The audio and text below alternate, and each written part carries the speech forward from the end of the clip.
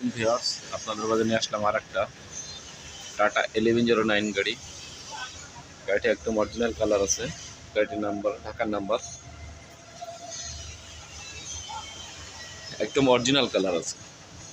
এক টাকার কাজ নেই, ফুল রানিং গাড়ি। সামনের চাকা, রিম, চ্যাসিস